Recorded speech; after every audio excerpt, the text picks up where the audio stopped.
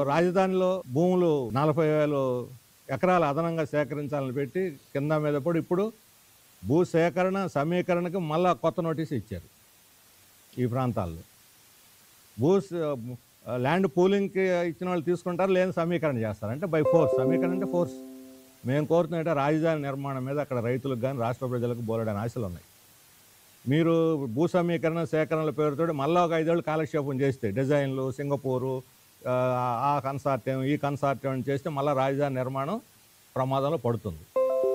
మీరు ఒక 5-6 వేల ఎకరాల్లో అసెంబ్లీ, ఈ క్వార్టర్సు, హైకోర్టు ఏవైతే ఉన్నాయో అక్కడ ముఖ్యమైనటువంటి భవనాలు అవి పూర్తి చేసి రాజధాని కార్యకలాపాలు ప్రారంభించండి. తర్వాత ఎవరు ఇష్టం వచ్చిన డెవలప్ చేసుకుంటారు నిదానంగా.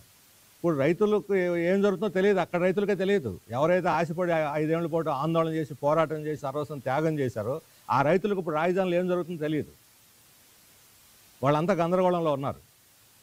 అందువల్ల మేము కోరుతుందంటే రాజధాని నిర్మాణంలో, దాని డిజైన్లో, ఆ చర్చల్లో, నిర్ణయాల్లో రైతులను భాగస్వాములు చేయండి. రైతు సంఘాలను, అక్కడ ఉన్న రైతు సంఘాలను, గ్రామ రైతు సంఘాలు ఉన్నాయి, వాళ్ళని భాగస్వాములు చేయండి. వాళ్ళకు కూడా ఎవరైనా చెప్పండి, వాళ్ళ అభిప్రాయాలు తీసుకోండి.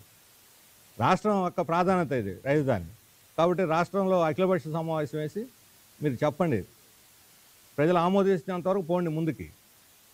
పెద్ద 1,00,000 కోట్లు కాదు 3 లక్షల కోట్లు అయిపోతుంది. అంచనాలు పెరిగిపోతున్నాయి, పని మాత్రం లేదు జరగటంలా. మాటలు కోటలు దాడుతున్నాయి, పని మాత్రం జరగటం లేదు. కాబట్టి దీన్ని కూడా రాజధాని విషయంలో ప్రభుత్వం ప్రజలను భాగస్వాములు, రైతులను భాగస్వాములు చేసి ముందుకు పోవాలని చెప్పి కోరుతున్నాము. ఇంకో చిన్న 2 విషయాలు ముఖ్యమైనటువంటి ఉన్నాయి. నిన్న ఢిల్లీలో ఆఫ్ఘనిస్తాన్ విదేశాంగ మంత్రి వచ్చినప్పుడు ఆయన మహిళా జర్నలిస్టుల్ని వాళ్ళ ప్రెస్ కాన్ఫరెన్స్కి రాకుండా నిషేధం పెట్టారు. మన దేశంలో మన మహిళా జర్నలిస్టుల మీద నిషేధం పెట్టడం అనేది తీవ్రమైన విషయం, మనం సహించరానటువంటి విషయం. దానికి జర్నలిస్టులు కూడా నిరసన తెలియజేశారు. దాన్ని మేము తీవ్రంగా ఖండిస్తున్నాము. ఇటువంటిది మన భారతదేశంలో జరగటం అనేది ఇది మనకి చాలా తీవ్రమైన అంశంగా పరిగణించి ఇటువంటి జరగకుండా, పునరావృతం కాకుండా కేంద్ర ప్రభుత్వం తగిన చర్యలు తీసుకోవాలని కోరుతున్నాం. అలాగే వెనుజులా మచిడోకి ప్రతిపక్ష నాయకురాలకి ఇచ్చారు ప్రజాస్వామ్య హక్కు, ఆమె పరిరక్షకురాలట, నోబెల్ బహుమతి. ప్రజాస్వామ్య పరిరక్షకురాలంటే పేపర్లన్నీ పరిరక్షకులని పెడితే మనం కూడా పరిరక్షకులు అనుకుంటున్నాం. ఆమె కుట్రదారు, ప్రజాస్వామ్య పరిరక్షకులు కాదు. ప్రజాస్వామ్యబద్ధంగా ఎన్నికైన ఆ ప్రభుత్వాన్ని, వెనుజులా ప్రభుత్వాన్ని కుట్రతో కూల్చేయటానికి ప్రయత్నం చేస్తున్నటువంటి కుట్రదారు ఆమె. దానికి నోబెల్ బహుమతి ఇచ్చారు. ఇప్పుడు దాన్ని ట్రంప్కి ఎవరందుకు బాధపడుతున్నట్టు పోటీ పెట్టి అసలు విషయాన్ని డైవర్ట్ చేస్తున్నారు. ట్రంపే ఇప్పించింది ఆమెకి, ట్రంపే ఇప్పించింది, ట్రంప్కి అంకితం చేసినా వాళ్ళు ఇప్పించారు. వెనుజులా మీద యుద్ధం చేయబోతున్నారు. అక్కడ యుద్ధ మేఘాలు కమ్ముకున్నాయి, యుద్ధ షిప్పులు పంపించారు వెనుజులా మీద దాడికి. దానికి ప్రీటెక్స్ట్గా ఈమెకి నోబెల్ బహుమతి ఇచ్చారు. ఏమో ఒక ఇండస్ట్రియలిస్ట్, ఏమో భర్త ఏమో ఒక ఇండస్ట్రియలిస్ట్.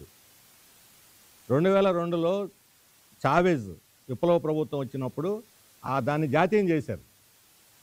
అప్పుడు పెద్ద ఆయిల్ మనకి ఇప్పుడు రష్యా నుంచి ఎట్టాగో దీని మన గల్ఫ్ తర్వాత అత్యధిక ఆయిల్ ఉత్పత్తి అయ్యే దేశం వెనుజులా, ఆయిల్ ఉత్పత్తి దేశం వెనుజులా. ఆ ఆయిల్ కంపెనీలు అమెరికావి. చావేజ్ ఆయిల్ ఉత్పత్తి కంపెనీలని జాతీయం చేశాడు. ఇప్పుడు ప్రభుత్వ ఆధ్వర్యంలో ఉన్నాయి, చాలా చౌకగా అమ్ముతున్నారు ప్రపంచానికి వాళ్ళు ఆయిల్.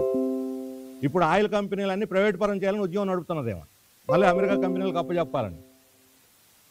అందుకోసమే నోబెల్ బహుమతి ఇచ్చారు.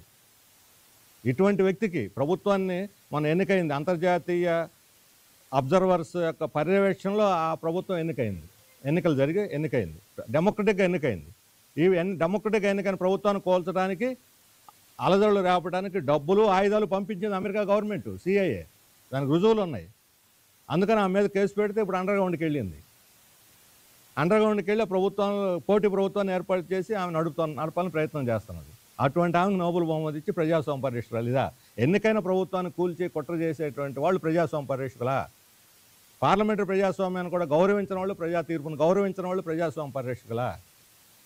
అందుకని ఈ నోబెల్ బహుమతి యొక్క విలువే తగ్గిపోతుంది. శాంతి బహుమతి సైంటిస్టులకు ఇస్తున్నారు, వెల్ అండ్ గుడ్, ఎందుకంటే అది ఎవరికి పట్టించుకోరు ఎవరు వాళ్ళు.